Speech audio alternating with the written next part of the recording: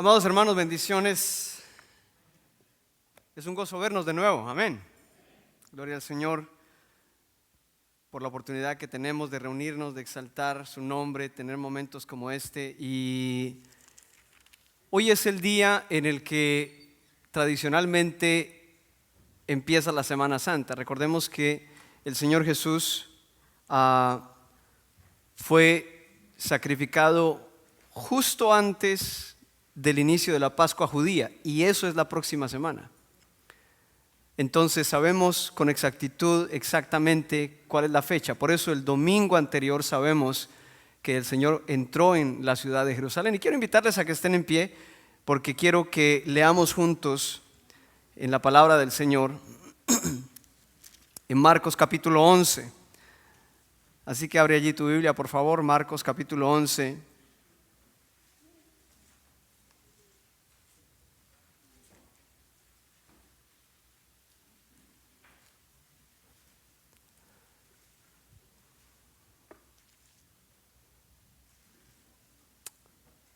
Amén. Vamos a pedir la dirección del Señor antes de leer el pasaje.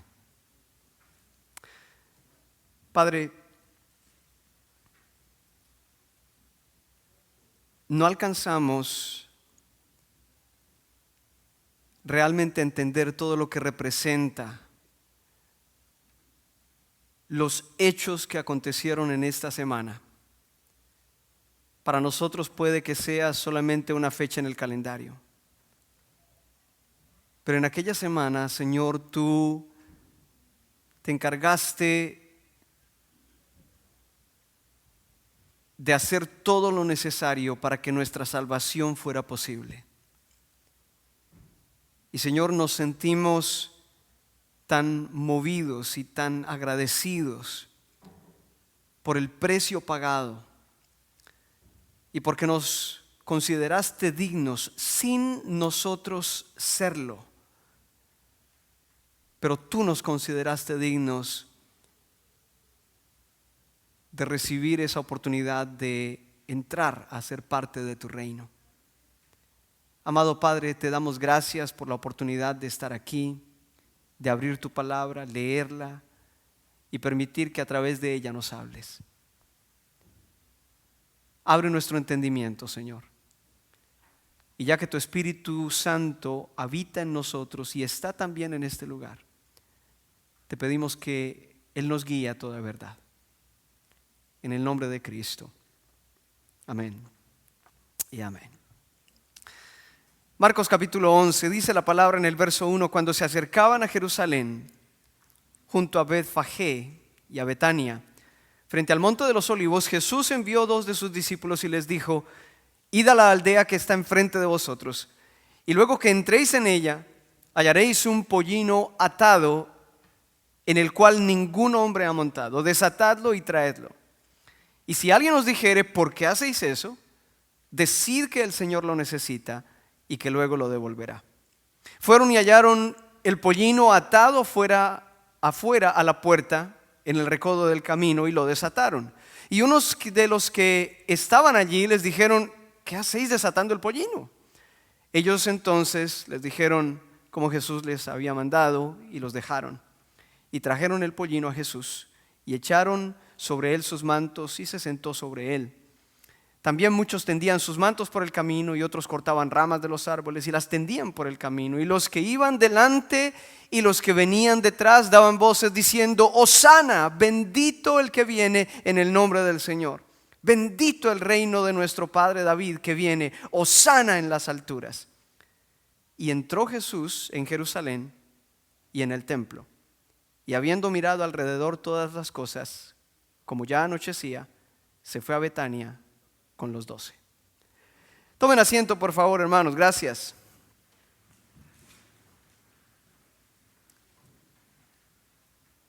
Hemos leído lo que sucedió justamente en ese domingo, el primer domingo, el domingo que inicia la Semana Santa. El Señor entró a Jerusalén. Es el pasaje que se conoce como la entrada triunfal en Jerusalén.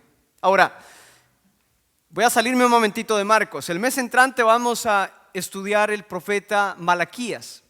Es un libro corto, pero muy poderoso realmente. Y quiero ir un momentito a ese libro porque el capítulo 3, verso 1, Malaquías dice esto: He aquí, yo envío mi mensajero, el cual preparará el camino delante de mí.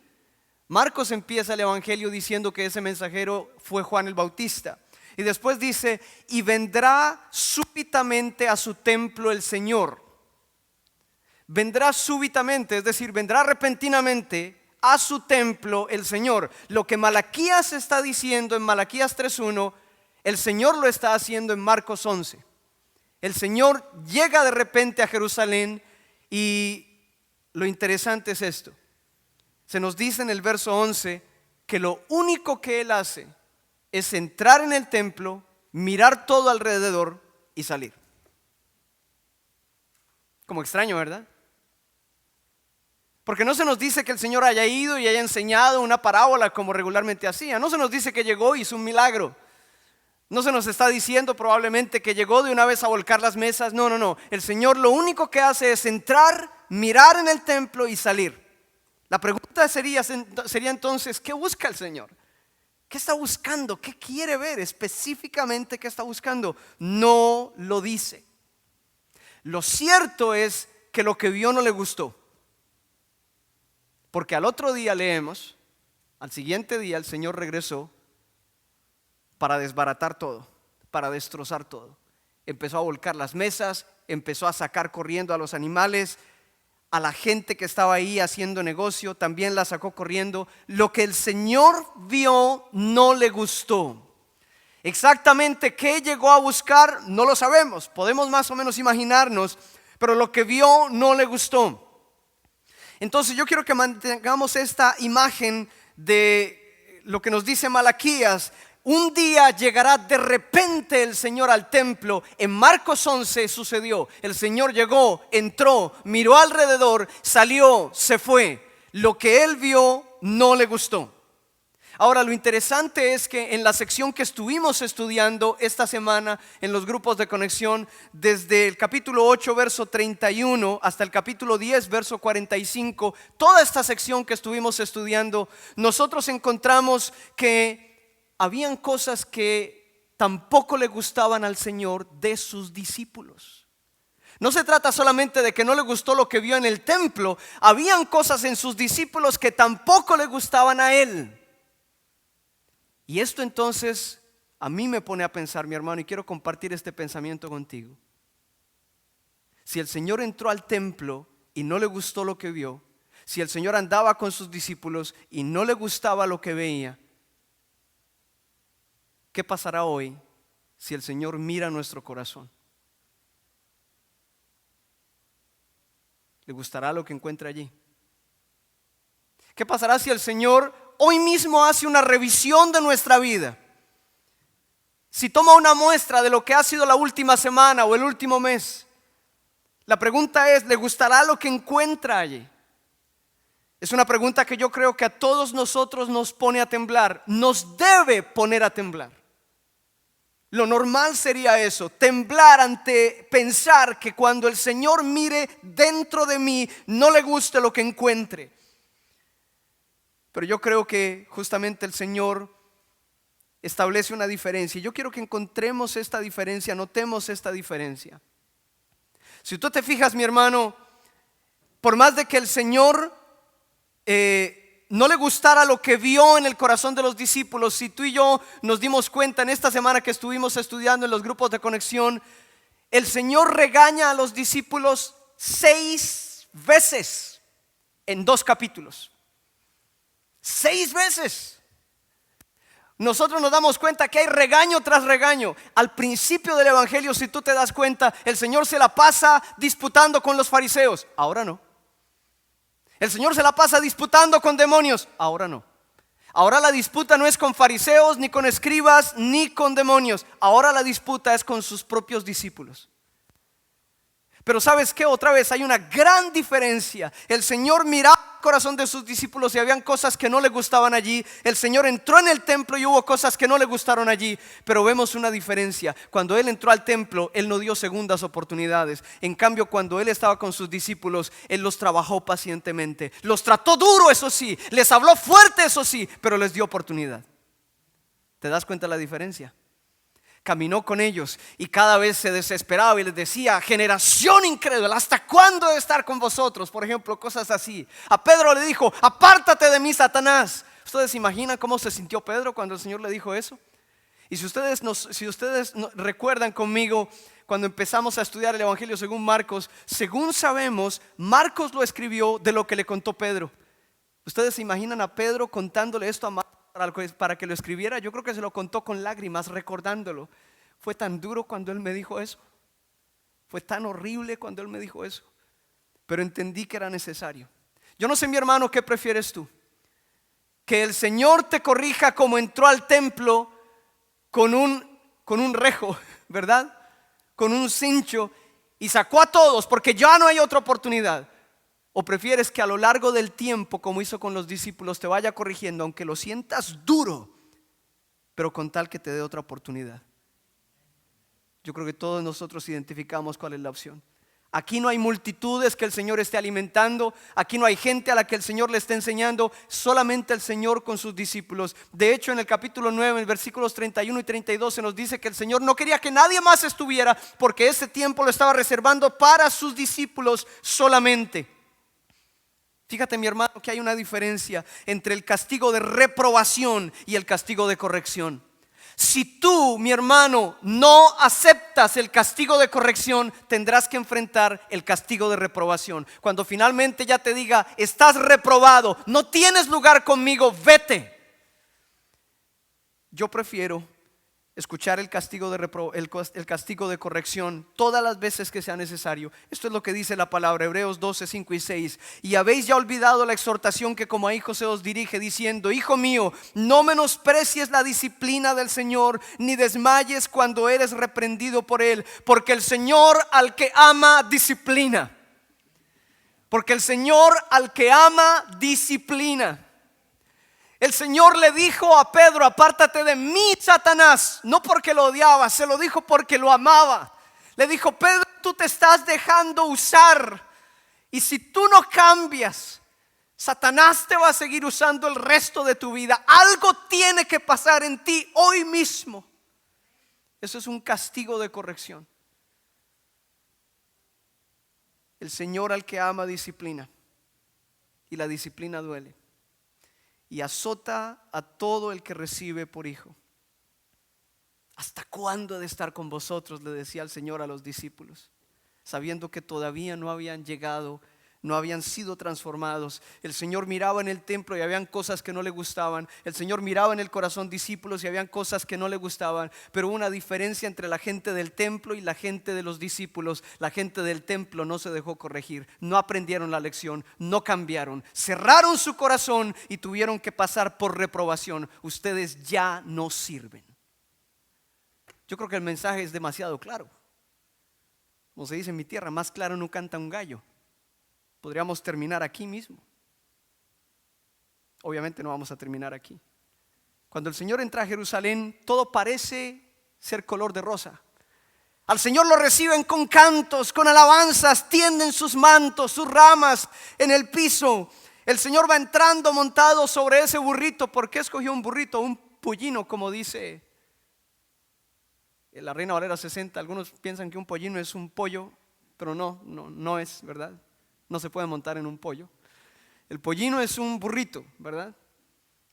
El Señor entró sobre un burrito porque resulta que el profeta Zacarías profetizó que el rey entraría montado sobre un burrito. Por eso lo hizo. La gente, cuando el Señor va entrando, les dice: Hosana, Hosana al que viene en el nombre de Dios. ¿Por qué le dicen eso? Porque esas son las palabras del Salmo 118, versos 25 y 26, donde se anuncia la venida del Mesías, se anuncia la venida del Rey Celestial. Todo parece ser color de rosa, pero ¿sabes qué? Al Señor no lo convence nada de eso. Él entra recto, mira en el templo y sale. espera al otro día y al otro día regresa enojado. ¿Sabes qué, mi hermano? Las alabanzas ahorita se escucharon preciosas. Ahora yo no sé si al Señor lo convencemos, ese es el asunto. Pero que a mí me parece que se escucharon bien, sí, me parece que se escucharon bien, a mí me parece. Pero el asunto, mi hermano, es que la alabanza es lo que brota de tu corazón y el Señor ve justamente allí. Entonces, si le complació lo que Él vio, si le satisfizo lo que Él vio, eso ya depende de Él y seguramente tú sabes lo que hay en tu corazón. Tú sabes cuando el Señor mire en tu corazón qué va a ver Él. El Señor claramente no estaba interesado en todos los sacrificios en el templo. Claramente no estaba interesado ni siquiera en las cosas que la gente le cantaba y le decía. El Señor por eso dijo en 2 oportunidades, nos dice Mateo: misericordia quiero y no sacrificio. Son palabras del profeta Oseas que el Señor usó diciendo: esto es realmente lo que el Padre quiere, misericordia quiero y no sacrificio. Vamos a ver, mi hermano, yo creo que cuando el Señor entró en el templo y miró, no dijo nada, solamente miró y regresó al otro día enojado, es por lo menos por 2 razones. Y la primera de estas sería la siguiente: porque al mirar, el Señor se dio cuenta quién está en control. Resulta, mi hermano, que se nota en nuestra vida quién está en control. Se nota. Con dar solamente una mirada, se nota quién está en control en tu vida. Con que una persona cercana a ti te mire, observe la manera como hablas, la manera como te conduces, lo que haces, la rutina que sigues, se nota quién está en control. ¿Sí o no? Se nota. Hay una diferencia, mi hermano, en la teología cristiana. Nosotros tenemos algo llamado la soberanía de Dios. La doctrina de la soberanía de Dios. Lo que dice básicamente es que Dios está en control de la historia en general. Y Dios se va a encargar de usar acontecimientos buenos y malos, todo para orientar su plan y asegurarse que se cumpla. Sí, la soberanía de Dios quiere decir que Dios está en control a nivel general, pero eso no quiere decir que Dios está en control de cada decisión de cada persona, porque eso nos lo ha entregado Dios a nosotros. Nosotros somos quienes estamos en control de nuestras decisiones individuales. Y cuando yo te digo, mi hermano, ¿quién está en control? No me estoy refiriendo a la historia en general, me estoy refiriendo a cada decisión particular que tú y yo estamos tomando. ¿Quién está en control? Resulta, mi hermano, que el desafío es ese. ¿Quién está en control? ¿Sabes, mi hermano, cómo distinguir quién está en control? Cuando el Señor entró al siguiente día, el lunes, entró al templo, que empezó a sacar a los mercaderes corriendo, que sacó a todos los animales, que empezó a volcar las mesas, estaba tremendamente enojado como nunca antes se le había visto. Él dijo una cosa en el capítulo 11, en el verso 17, él dijo lo siguiente: ¿acaso no está escrito: mi casa será llamada casa de oración para todas las naciones? Pero ustedes la han hecho cueva de ladrones. Lo que el Señor está diciendo allí es: se nota que Dios no está en control aquí, porque Él fijó un propósito y el propósito no se está cumpliendo. Y fíjate, mi hermano, que esa es una muy buena manera de saber si Dios está en control. Resulta, mi hermano, que cuando Dios está en control, el propósito original se cumple. Cuando Dios está en control de tu matrimonio, el propósito de tu matrimonio se cumple. Cuando Dios está en control de tu vida, el propósito de tu vida se cumple. Cuando Dios está en control de tus asuntos, el propósito de cada uno de ellos se cumple. Hace tiempo escuché una definición de pecado que es una de las definiciones más sencillas pero más poderosas que he escuchado. Y es esto: pecado es la violación del propósito. Cuando el propósito se viola, ahí hay pecado. Si Dios creó algo para que cumpla un propósito y nosotros le dimos la vuelta, la encaminamos a otro lado, eso es pecado. Porque Dios es el único que tiene derecho a decir cuál es el propósito de cada cosa. Y te preguntas, ¿por qué? Por la sencilla razón de que Él es el creador. Por eso cuando Satanás se rebeló contra Dios, violó su propósito. Él no fue creado para rebelarse contra Dios, Él fue creado para exaltar a Dios, para servir a Dios. Entonces su vida se convirtió en una vida de pecado, de rebeldía contra Dios. ¿Te das cuenta cómo es esto? Ponte a pensar en el propósito de tu matrimonio. Ponte a pensar en el propósito de tu paternidad, de tu maternidad. Ponte a pensar en el propósito de tu trabajo. El propósito no es que tu trabajo te absorba. Dios nunca creó el trabajo para que nos absorbiera. Dios creó el trabajo para que nos permitiera traer la provisión a nuestro hogar. Para eso se creó el trabajo. Pero cuando lo convertimos en algo que nos absorbe, se está violando el propósito. Eso ya no es bueno. El Señor entra, mira y no le gusta lo que ve. Ahí se sabe si Dios está en control. También se sabe si Dios está en control cuando nosotros seguimos el plan diseñado por Él. Cuando el Señor estaba con sus discípulos y les dijo por primera vez, Marcos 8:31 en adelante, y comenzó a enseñarles que le era necesario al Hijo del Hombre ir a Jerusalén y sufrir y padecer. La respuesta de Pedro fue: no, Señor, ¿cómo se te ocurre? Tú no vas a ir allá, no te vamos a dejar morir. Claro, no nos dice exactamente lo que Pedro le dijo, pero más o menos fue eso. Lo reprendió por haber dicho lo que dijo. Él se estaba oponiendo al plan de Dios mismo sin saberlo. Fíjate, mi hermano, que tú y yo podemos ser discípulos sinceros y aún así oponernos al plan de Dios. ¿Por qué razón? Bueno, vamos a analizar algunas de esas razones hoy. Pero el asunto, mi hermano, es el siguiente: ¿quién está en control? Cuando Dios está en control, el propósito se respeta y el plan se sigue. Cuando Dios está en control, el propósito se respeta y el plan se sigue. Amén. Me gustan las palabras de la versión en inglés se llama El Mensaje, The Message. En Marcos 8:34, escucha cómo traduce esta versión. Dice: el que quiera venir conmigo tiene que dejarme liderar. Tú no vas en la silla del conductor, yo sí. Qué manera de traducir tan interesante ese versículo. En la versión Reina Valera dice: el que quiera venir en pos de mí, niéguese a sí mismo, tome su cruz y sígame. Aquí dice: el que quiera venir conmigo tiene que dejarme liderar. Tú no vas en la silla del conductor, yo sí. Déjame manejar, está diciendo. Yo soy el que tiene las llaves. Lo que sucede cuando Dios está en control, mi hermano, es algo que el mismo Señor Jesucristo nos enseña. Él nos lo ilustra. Fíjate, mi hermano, que en Marcos 8:31 dice que comenzó a enseñarles que le era necesario al Hijo del Hombre. Escucha, mi hermano, le era necesario. Esto es un poquito difícil de explicar, mi hermano. Quiero que me des 2 minutitos de tu atención. Si después te distraes, bueno, eso ya es cosa tuya, pero por lo menos estos 2 minutitos, mi hermano, por favor. Nosotros estamos acostumbrados a orientar nuestra vida por lo que quiero y lo que necesito. ¿Qué quiero? Quiero una casa, quiero un carro. ¿Qué quiero? Quiero una novia. ¿Qué quiero? Quiero un nuevo negocio. ¿Qué quiero? Quiero hacer esto, quiero hacer aquello. Estamos orientados hacia lo que queremos o lo que necesitamos. ¿Qué necesito? Necesito $1,000 para el fin de semana. ¿Qué necesito? Necesito un nuevo carro porque este ya me está fallando. ¿Qué necesito? Necesito un nuevo trabajo porque este jefe me tiene desesperado.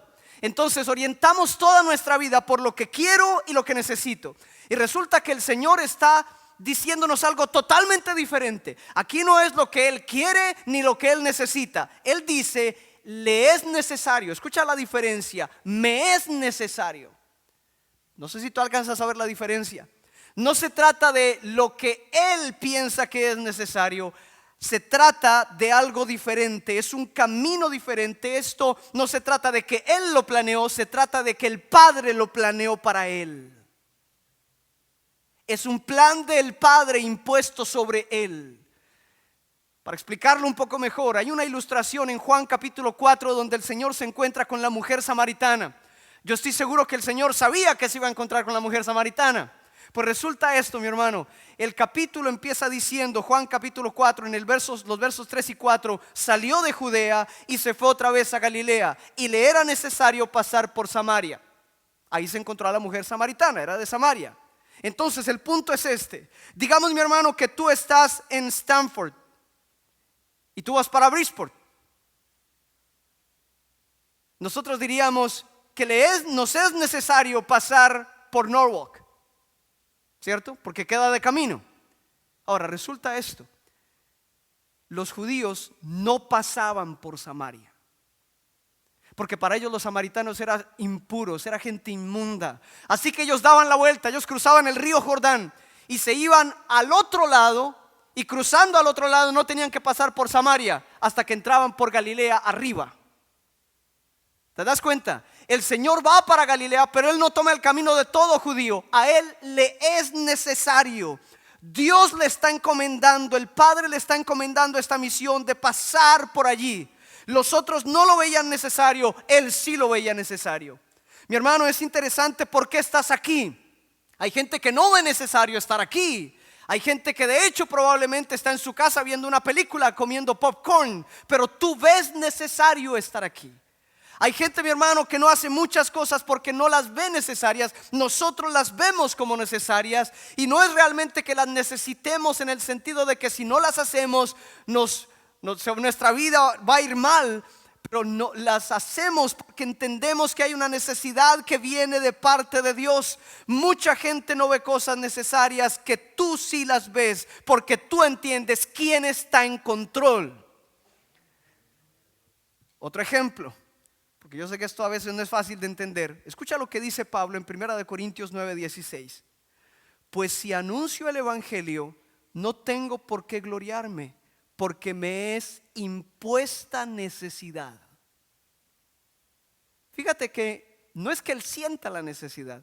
Él dice, me imponen la necesidad. ¿Quién se la impone? Dios le impone esa necesidad. ¿Te das cuenta la diferencia? Yo sé, mi hermano, que tú y yo todos los días sentimos necesidades. Necesito tomar agua porque tengo una sed tremenda. Necesito comer algo porque tengo un hambre, me están sonando las tripas. Necesito ir al baño. Vamos en un carro, está dando muchas vueltas el carro, necesito que paren, por favor. Esas son necesidades de nuestro cuerpo, de nuestra naturaleza humana. El Señor no está hablando de eso, Pablo no está hablando de eso. El Señor y Pablo están hablando de una necesidad que Dios impone en nuestra vida. La pregunta, mi hermano, es si tú estás obedeciendo esas necesidades que Dios impone en ti. Si las estás obedeciendo, eso quiere decir que Dios está en control. Ahí se sabe que Dios está en control. ¿Cómo podemos garantizar entonces que Dios esté en control? ¿Cómo podemos garantizarlo? Mi hermano, esto está unido a lo siguiente de que te quiero hablar. Resulta que decíamos en primer lugar que cuando el Señor viene, Él viene a ver quién está en control, porque se nota. Cuando Dios está en control se nota. Pues resulta, mi hermano, que cuando Dios está en control, también hay otra cosa que se nota, y es que nuestros valores cambian. Nuestros valores cambian. ¿Qué son valores? Los valores son aquellas cosas que tú y yo consideramos importantes. Por ejemplo, para algunos era muy importante, por ejemplo, al salir, ir a despedirse y pedir la bendición de los papás. Era importante para ellos, eso es un valor. Para algunas personas era tremendamente importante, por ejemplo, el ser responsable en su trabajo. Está bien, eso es un valor. Valor es aquello que consideramos importante.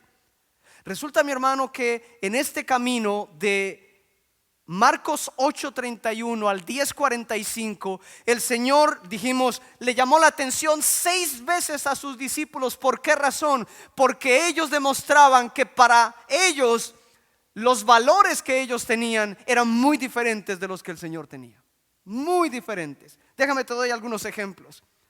Cuando están en medio de la transfiguración, Marcos capítulo 9, versos 1 en adelante, ¿qué dice Pedro? Señor, bueno es para nosotros que estemos aquí y hagamos 3 chocitas, una para ti, otra para Elías y otra para Moisés. ¿Escuchaste las palabras? Recuerda que esto fue después de que el Señor les acaba de decir, el Hijo del Hombre tiene que ir a Jerusalén a morir.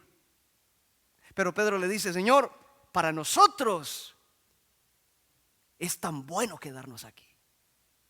Mira qué ambiente tan maravilloso. Podemos asar una carnecita, compartirla con Elías, con Moisés. Qué maravilloso. Pedro está demostrando que lo importante para él era sentirse bien. Por supuesto que cuando el Señor le dice voy a Jerusalén a morir, él no se siente bien, entonces protesta. ¿No te suena familiar, mi hermano? Muchos de nosotros somos así, porque así es el ser humano. estamos dispuestos a obedecer lo que nos hace sentir bien. Si algo no nos hace sentir bien, de una vez protestamos. Algunos en la puerta no les gusta que le pongan el termómetro en la frente. No, aquí. Algunos se ponen hasta el pie. Mira qué simpleza. Pero ahí estamos demostrando lo que hay en nuestro corazón. Las cosas se hacen a mi manera. Se hacen como yo quiero. Así era Pedro. Por eso el Señor lo regañó. Así que si el Señor entrara y mirara tu corazón y viera algo así, también te regañaría por lo mismo. Porque resulta, mi hermano, que lo importante no es que tú y yo nos sintamos bien. Lo importante es que estemos haciendo la voluntad de nuestro Padre. Eso es lo importante. Muchos de nosotros tenemos que bajarnos de la nube, quitarnos ese orgullo en el cual venimos abrigados, porque no nos ayuda para nada. Capítulo 9, verso 34, los discípulos se ponen a discutir cuál es el más importante. Ahí estamos pintados nosotros. Queremos ser el más importante, queremos ser el más sobresaliente, queremos ganarle a otros. Ese era un valor para ellos, ganarle a otros. Y el Señor les dice, ¿qué estaban discutiendo ustedes cuando veníamos? Y ellos empiezan a silbar y mirar al techo. No le quieren decir. Ninguno de ellos le responde. ¿Por qué no le responden? Porque les da vergüenza. Si tú no eres capaz de hablar de lo que hay en tu corazón, tú mismo sabes que no está bien. Tú mismo lo sabes. A ellos les da vergüenza decirle al Señor. El Señor les acaba de preguntar, ¿qué estaban hablando cuando veníamos? Ninguno de ellos es capaz de decirle. Pero como el Señor ya sabía, les dice, ay muchachos, ustedes todavía no entienden que este no es su reino, este es el reino de Dios. Y aquí las cosas son diferentes. Lo importante no es sentirme bien, lo importante no es ganarle a otros, lo importante no es ser más notable que otros, no es ser más habilidoso que otros, no es ser más distinguido que otros, no es ser más aplaudido que otros. Los discípulos discutían cuál era el más importante.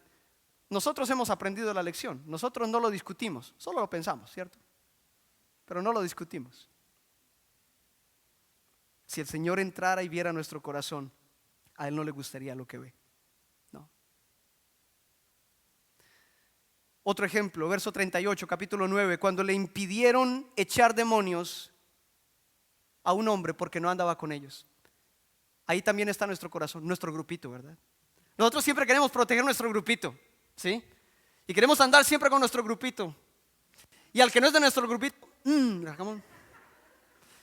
ahí estamos pintados. Esa es nuestra naturaleza humana. Así somos niños malcriados dentro de nuestro corazón. Y el Señor dice, ese no es el reino de Dios, ese es tu propio reino. ¿Se dan cuenta por qué tanto regaño? Más adelante, capítulo 10, verso 13, cuando no dejaban que los niños se acercaran al Señor. Porque estos chinos decimos en Colombia, perdón. Estos chinos insoportables, qué cantidad de ruido, sáquenlos de aquí. Y el Señor los mira y les dice, ¿qué están haciendo? ¿Qué están haciendo ustedes? ¿Te das cuenta por qué los regañó? Para ellos lo importante era sentirse tranquilos. Y como los niños hacían tanto ruido, sáquenlos de aquí. El Señor dice, no, este no es el reino de ustedes, este es el reino de Dios. Ustedes tienen que cambiar sus valores. Finalmente, el capítulo 10, versos 35 al 37, cuando le pidieron, Juan y Jacobo le pidieron lugares de privilegio, querían estar sentados a la derecha y a la izquierda de él. Ahí está nuestro corazón humano, el deseo de ganar ventaja sobre otros. Con esto de las vacunas se ha visto, ¿no? Hay gente que hasta se ha disfrazado para parecer más vieja, para que vayan y le pongan la bendita vacuna. Increíble. Ahí estamos pintados nosotros. Ese es el corazón humano.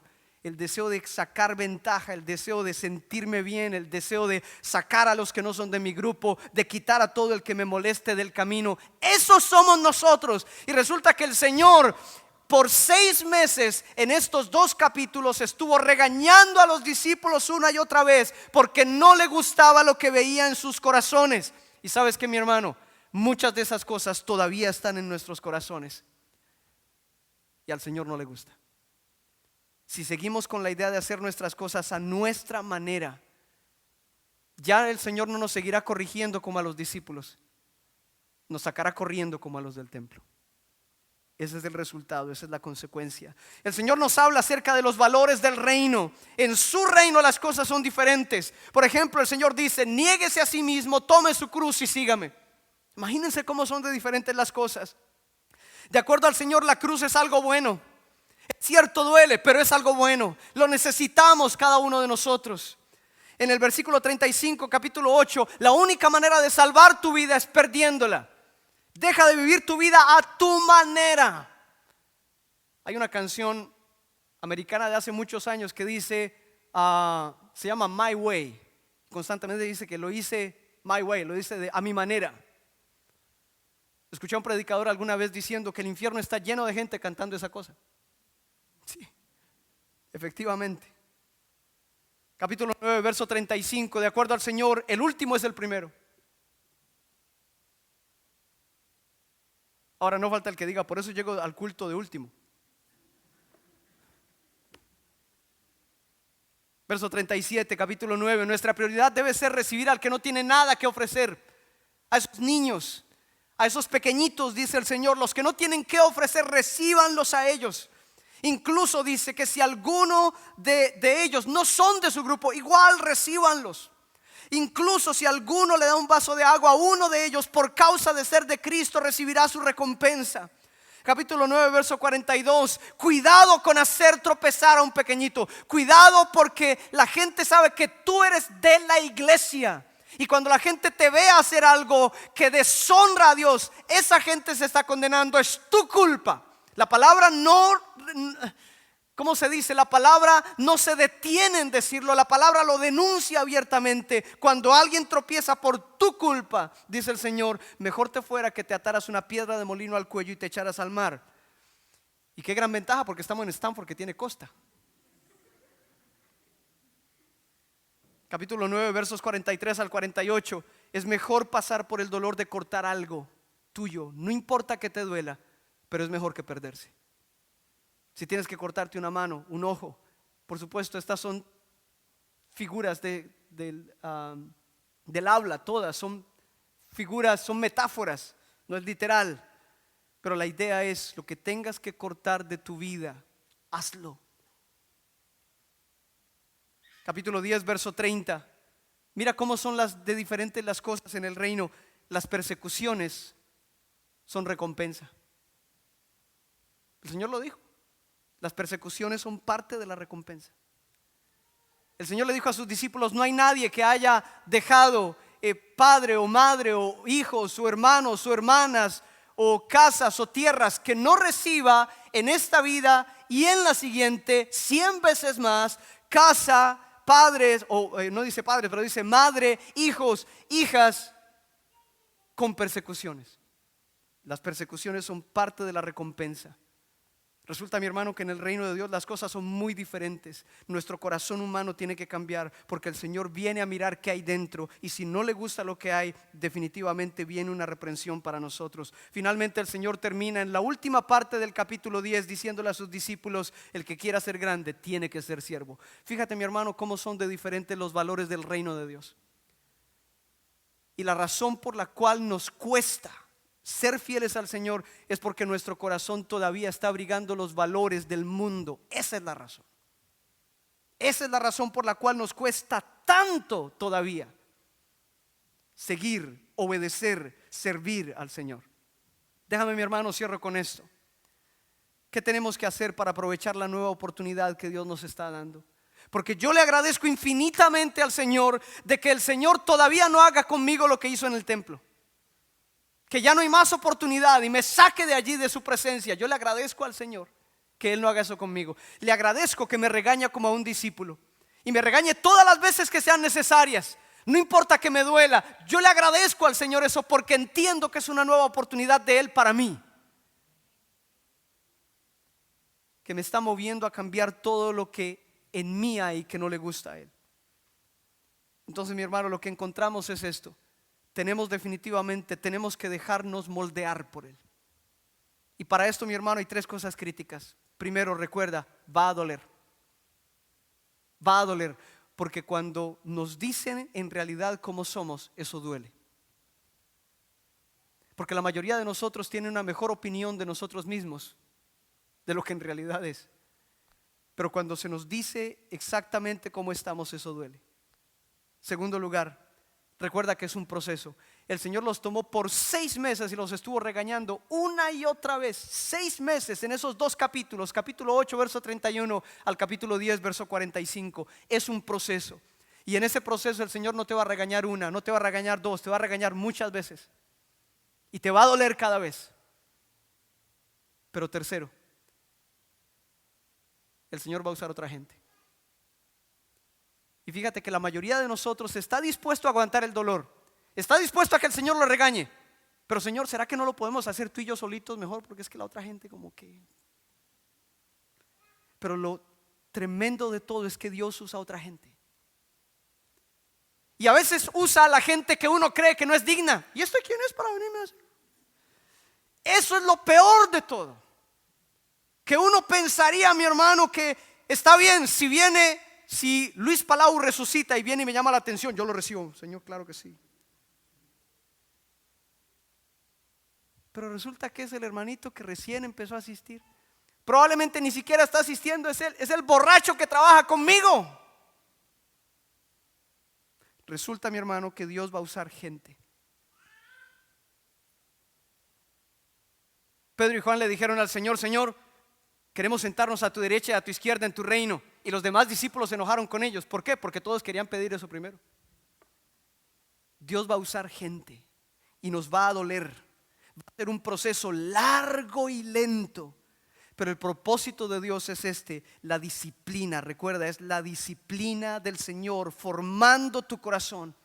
Cuando encuentres algo así, mi hermano, por favor, haz esto. Confronta honestamente el asunto en oración delante de Dios. No te excuses con la persona, no te enojes con la persona. Ve al Señor y honestamente examina tu corazón, para que cuando el Señor venga y vea tu corazón, encuentre satisfacción en lo que ve.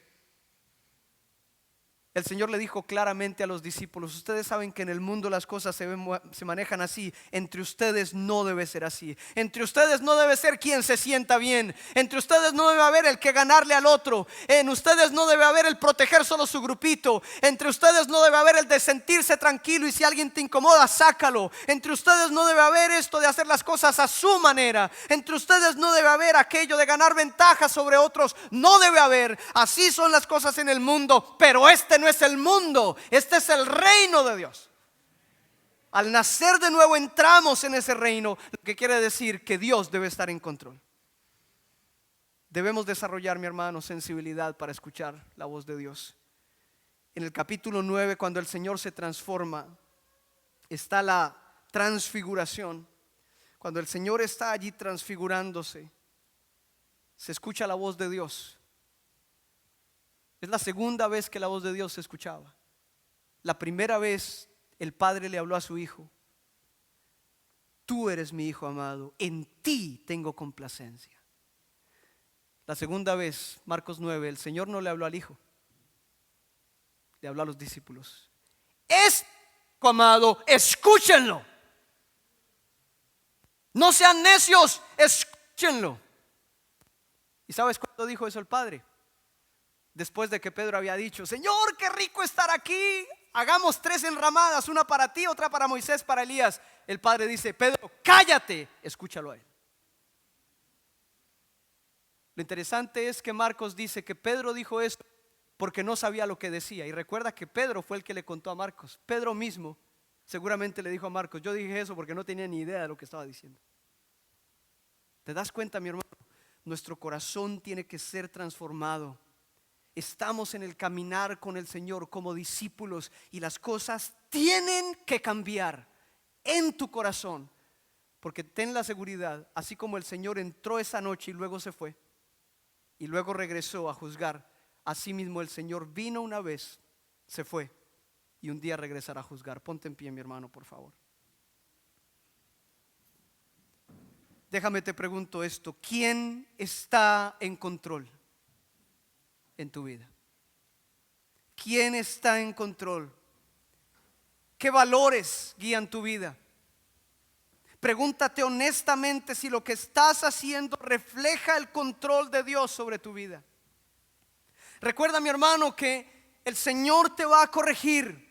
Va a doler, va a ser un proceso largo. El Señor va a usar a otras personas, incluyendo aquellas que tú crees que son indignas. Hijo mío, no menosprecies la disciplina del Señor, ni desmayes cuando eres reprendido por Él, porque el Señor al que ama disciplina y azota a todo el que recibe por hijo.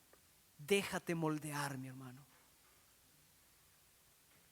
Todos venimos untados de mundo. Y aquí el Señor tiene que limpiarnos. No aquí en el santuario, pero aquí en el reino de Dios. El Señor tiene que limpiarnos. Cierra allí tus ojos, mi hermano, por favor. ¿Eres como Pedro, mi hermano, mi hermana? Queriendo que las cosas se hagan a tu manera solamente. Hacer las cosas solo porque te sientes bien. Entonces, si no te sientes bien en algo, no lo haces. Buscando ganarle a otros, proteger solamente a tu grupito, sentirte tranquilo, y cualquier persona o cualquier cosa que te quite la tranquilidad, entonces sencillamente lo sacas de tu vida, buscando ganar ventaja sobre otros. Déjame te lo digo una vez más, mi hermano, ese no es el reino de Dios. Ese no es. En el reino de Dios las cosas son muy diferentes. Y si tienes que volver a leer toda esta sección esta semana personalmente, para asegurarte de que no haya en tu corazón nada que el Señor haya dicho que no debe estar allí, yo te invito a que lo hagas. Porque ten la seguridad, el Señor se acerca. Entra, mira lo que hay allí dentro. Y puede que Él no diga nada ahora, pero llegará el momento que sí diga. Porque hay ciertas cosas que no deben estar allí.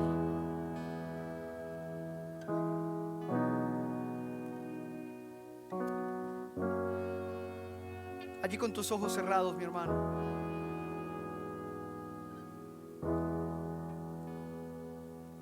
Yo no sé si hay alguna persona que nos esté acompañando hoy y nunca haya abierto su corazón al Señor.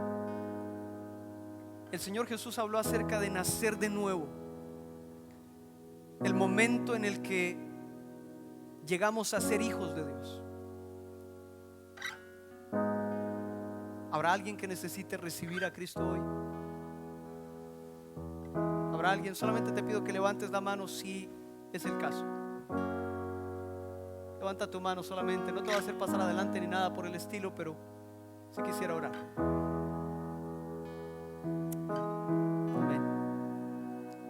Baja tu mano allí. Quiero tomar un momento. Padre Santo, quiero darte gracias, Señor, por estas vidas que han levantado su mano hoy.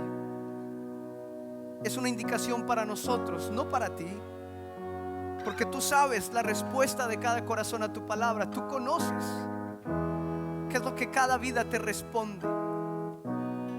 Y Señor, en este momento solamente quiero unirme a la oración de estas vidas y pedirte que tú extiendas tu perdón sobre sus vidas.